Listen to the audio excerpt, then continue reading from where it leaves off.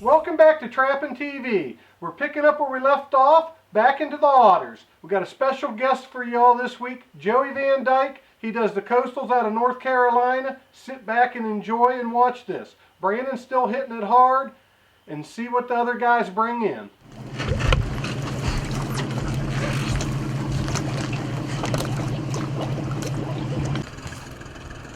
I'm Joey Van Dyke, and we're down here in coastal otter trapping. Got about 100 sets to check, and we'll get started here at our first sets.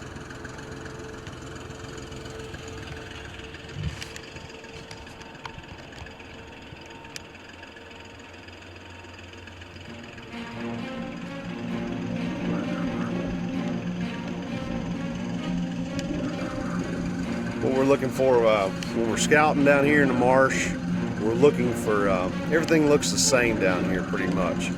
What we're trying to find is when we're cruising up in these creeks, we're trying to find flat spots. And what I mean by that is by where the grass has been rolled down, the otters have come up on the bank, and what they're doing is they're making a toilet here, and they're just spinning the grass up, they're rolling, running around and having a good time. This is a place where they take a rest, and then they go back in the water and go back to hunting for fish and crustaceans.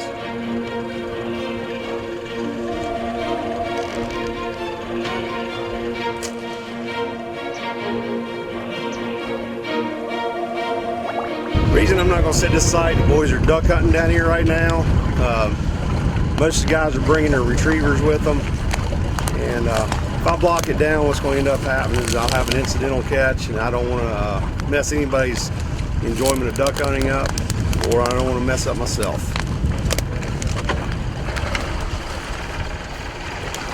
There's only one problem with when the tide falls out around here at coastal trapping, is the raccoons will plug up your 330s.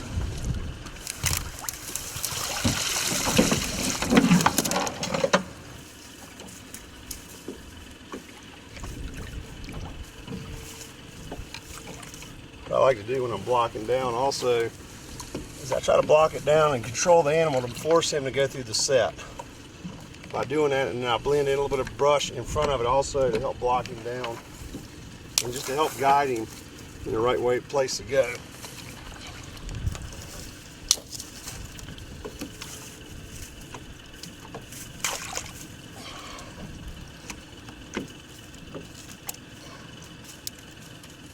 Go back to my dive bowl.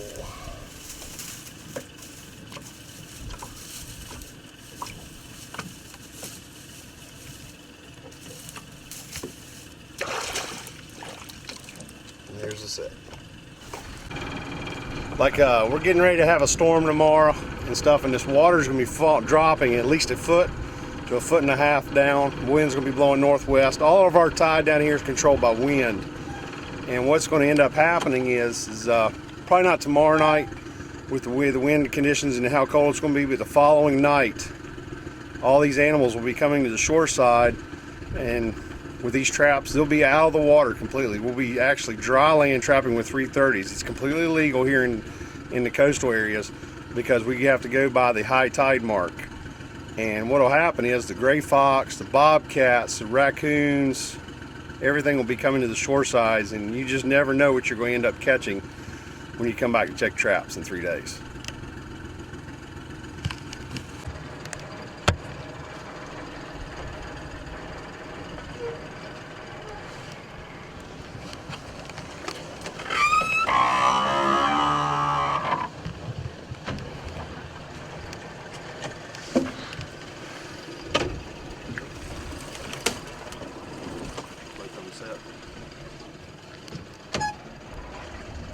No. You got one. Oh, it did? Yeah. Okay, I thought you meant. I'll give you thumbs up because you got one. Huh? I'll give you thumbs up because you had one. I got 2 sets. I don't know if you saw both of them. Okay. All count.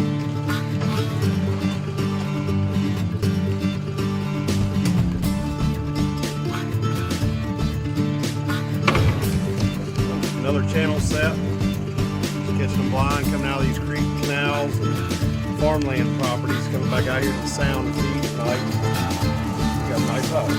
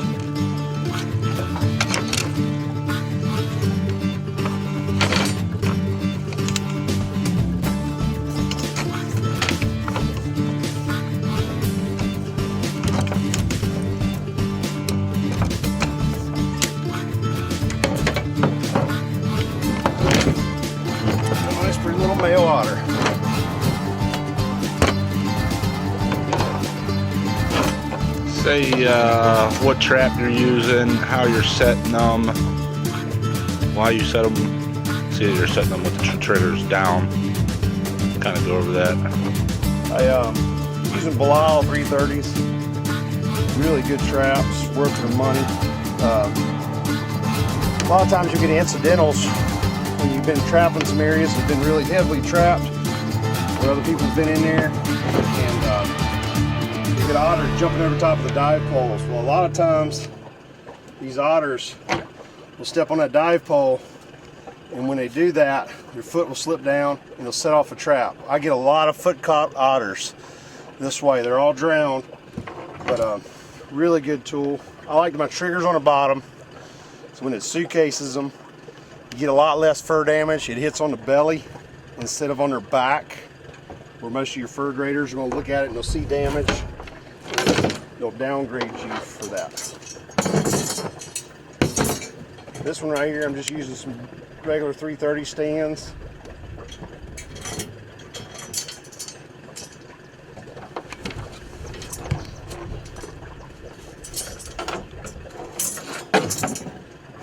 This channel's pretty deep channel. It ain't deep. I've set it up to 6 foot deep before, and still need the dive pole on top. And what these otters are doing when they come up to the dive pole is they're going all the way to the bottom of the channel and swimming down.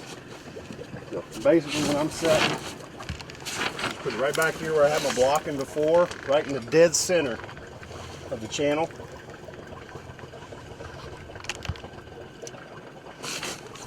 I'll block it down a little bit.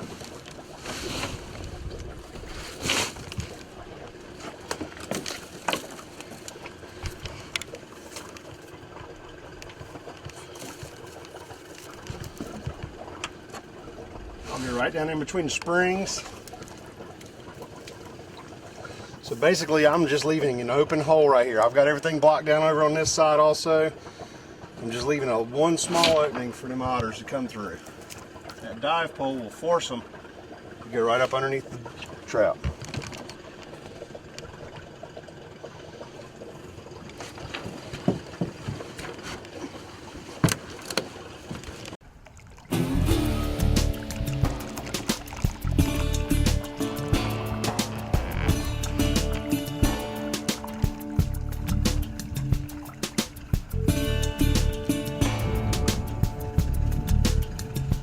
Alright, got a nutria.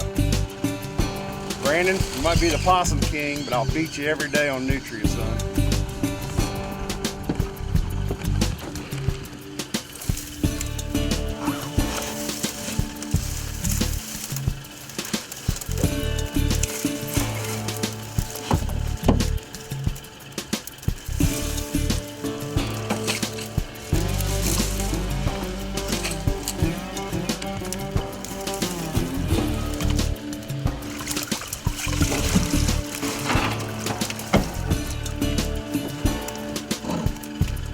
Still smiling.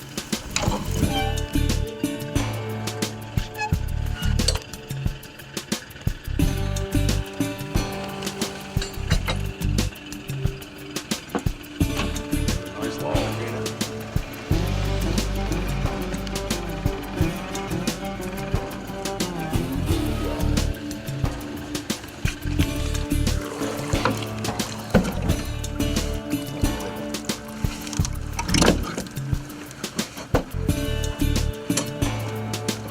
Basically, this is just a toilet set. As you can see back over here to your right, there's going to be just where they're coming up here on the bank, milling around, rolling in the grass, and then going back out. Usually there's some family groups that come up in here.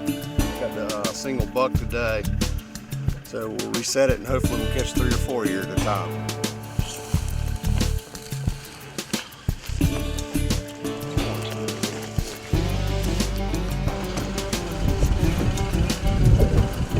One of the reasons why we use Belials down here. Get your rat by his tail and hold on to him. Still making money. No missed trout.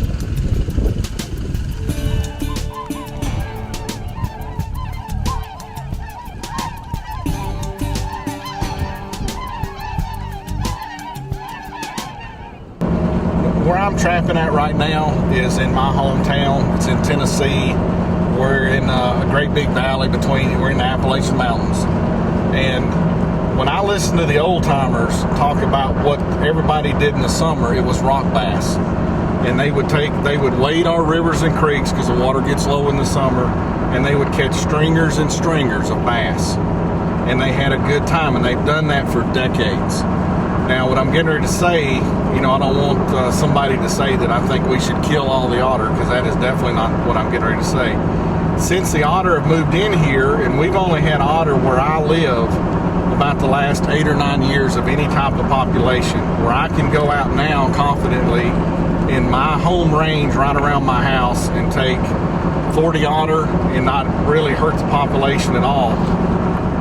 But if you're in an area, or you're a fisherman and you've got otter, and you got state laws and things that don't allow trappers to take the otter, you're going to be just like the old guys here now that no longer rock bass fish, because they can go out and spend all day and they're doing good to catch 2 or 3 fish, and they're very small.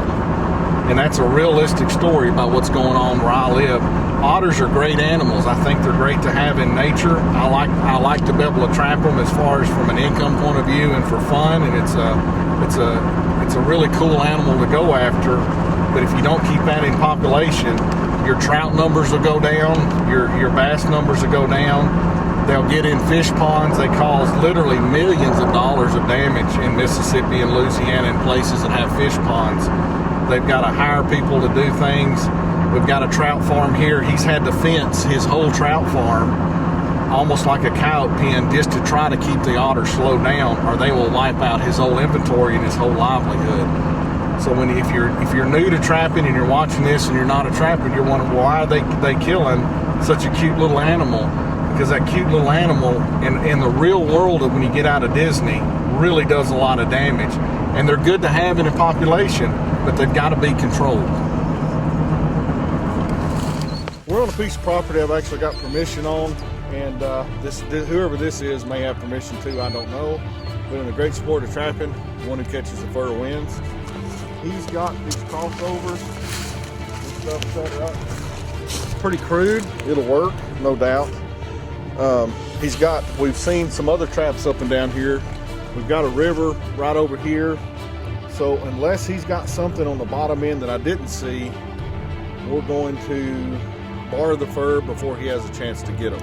And that's just part of trapping. If you're gonna be around other people trapping, you've got to be always thinking ahead like chess, because he's left himself wide open from what I can see, and we're gonna take advantage of it, because especially where I'm going to be setting the traps public. I've got permission here, so I've got permission to do whatever I want to do. I'm not going to mess with his traps. I don't mind that he's here. I'm just going to see if I can be a little bit smarter and catch some stuff a little bit quicker. All right, we're going to set an otter set here. There's a small little feeder creek that comes out here and the big creek behind us. Got our grounding rod. Get that down in the mud here. We're just going to take our pipe, stick it down in here to hold that. Pretty quick set, doesn't take too long to make. Get our TS85 set here.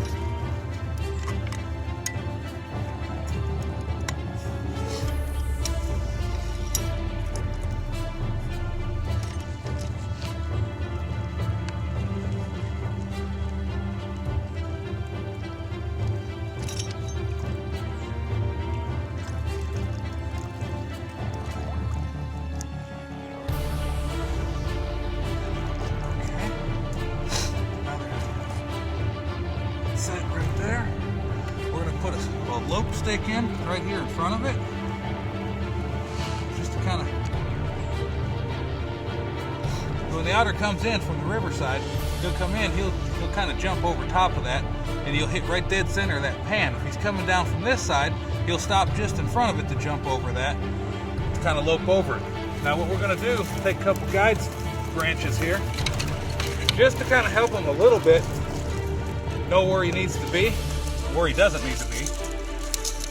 That's going to lay in there just like that. This side here, Before he gets unstuck out of the mud, I'll get out of the way.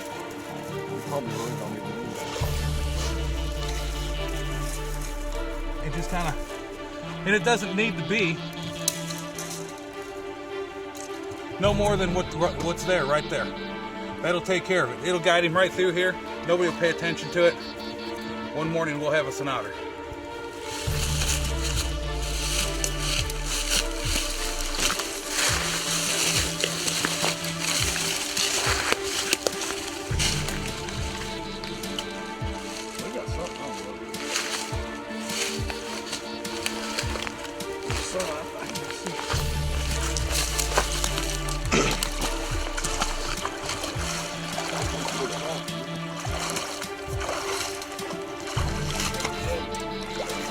Cool location. This is a cool location. This is one most of your competition will not set because they don't think out of the box.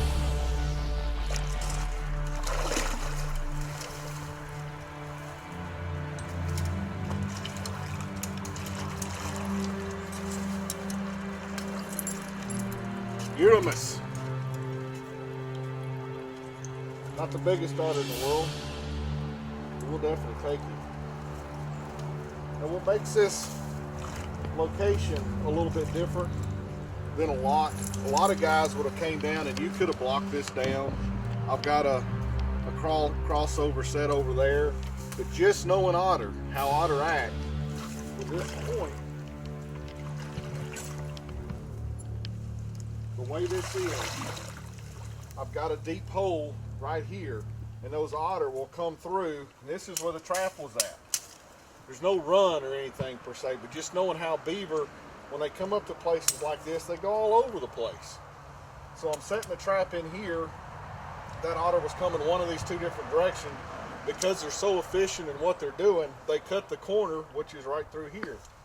And I'm not dealing with all this out in here they got to do so much work for. Because this tree's here, it just made it perfect. Now, if you didn't have a tree, what could we do? Well, we could pile up a bunch of river cane or a big brush, cut down something, and plant some stuff right here and replicate what we have here. But it's right off of this point. Water's not that deep. It's gonna come up. Timberman's gonna fall in the water.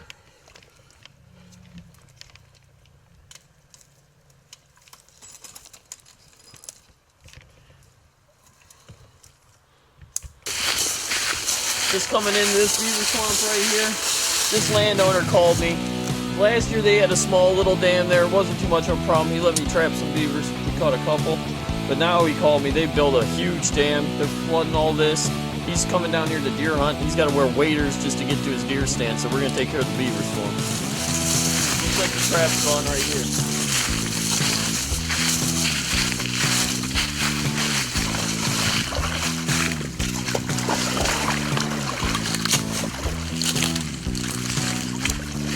Oh yeah, got an otter.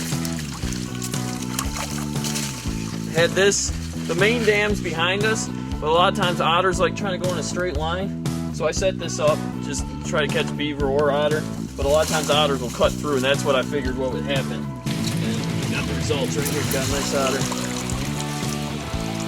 We got a bunch more sets right over here, so we'll come back to him. Let's go see what else.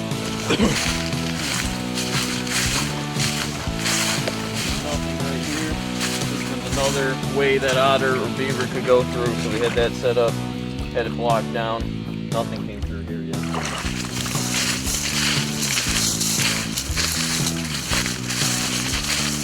a beaver right here. That has something in it, and that trap looks gone. We had four traps here. One's still sitting there. That side kicker crossover, that trap's gone, so we got something probably in that or it's sprung. We got a beaver there and a beaver here. We'll go see what we got.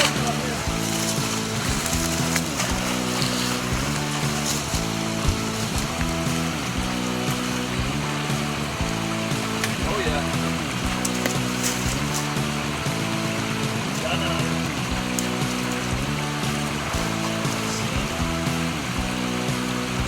Like I said before too, beavers are usually in the center of your dam. The otters are on the sides. We catch beavers on the side too, but a lot of times we catch otters on the side. We had this trap on the side. We got an otter. We got 2 otters here, and we got 2 beavers, I think. Let me see what this is.